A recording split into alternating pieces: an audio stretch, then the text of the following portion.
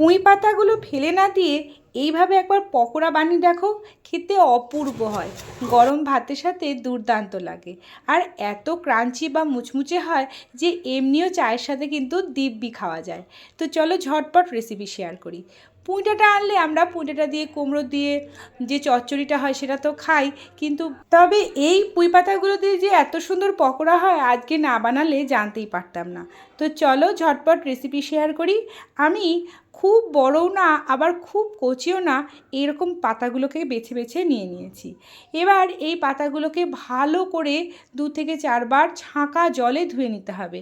অনেক সময় এই পাতার মধ্যে বালি থেকে যায়, পরে রান্না করলে সেটা খাওয়া যাবে না, তাই ভালো করে 2 থেকে 4 বার জলে কিছুক্ষণ রেখে ভালো করে ধুয়ে নিতে হবে। এবার জল ঝরানোর পর পাতাগুলোকে কুচি কুচি করে আমি কেটে নিয়েছি। রাফলি কুচি কুচি করে কেটে নিলেই হবে, যেহেতু আমরা ডুবো তেলে ফ্রাই করব সেহেতু এমনিতেই এটা ভালোভাবে সেদ্ধ হয়ে যাবে। এবার ওটাকে কুচিয়ে নেওয়ার পর তার মধ্যে দিলাম ওই 3 থেকে 4 চামচ মতো বেসন, আর বেসনের ডবল পরিমাণে চালের গুঁড়ো। অর্থাৎ চালের গুঁড়োটাই আমি বেশি পরিমাণে দিয়েছি, আর চালের গুঁড়ো দেওয়ার জন্যই কিন্তু এটা খুব ক্রাঞ্চি হয়েছে। আর দিলাম পরিমাণ মতন লবণ, হলুদ, কালো জিরে, পোস্ত, একটু লঙ্কার গুঁড়ো।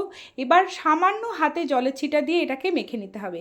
একদমই জল দেবে না, জলের ছিটে দিয়ে মেখে নিতে হবে, নাহলে এই পাতা থেকে মাখার সময় বেশ কিছুটা জল বেরোবে, তাহলে একদমই কিন্তু বড়াগুলো নরম নরম হবে। সেই জন্য অল্প অল্প করে জলের ছিটে দিয়ে দিয়ে যেটুকু প্রয়োজন জল সেটুকু দিয়ে আমাদের মেখে নিতে হবে। আমার পরে মনে হয়েছিল চালের গুঁড়ো আরেকটু লাগবে, তাই আরেকটু চালের গুঁড়ো আমি ব্যবহার করেছি।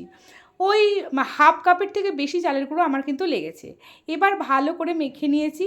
মেখে নেওয়ার পর সামান্য কিছু সময় রেখে দিতে হবে, ওই 5 মিনিট মতো। তাতেই কিন্তু বড়াটার যে ঘনত্বটা একদম রেডি হয়ে যাবে, কিছুটা জল বেরিয়ে এটা একদম আঁটো বা টাইট ব্যাপারটা চলে আসবে।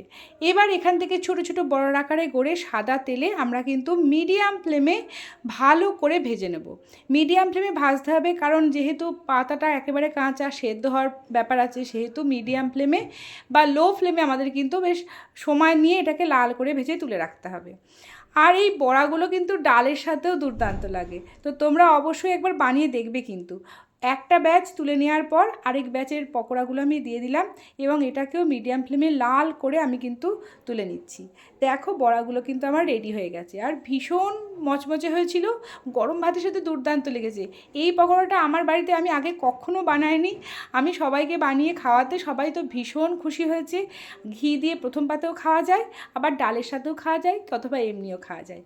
একটা ভেঙে দেখাচ্ছি, দেখো কি দারুণ দেখতে হয়েছে, আর ভীষণ মচমচে হয়েছে।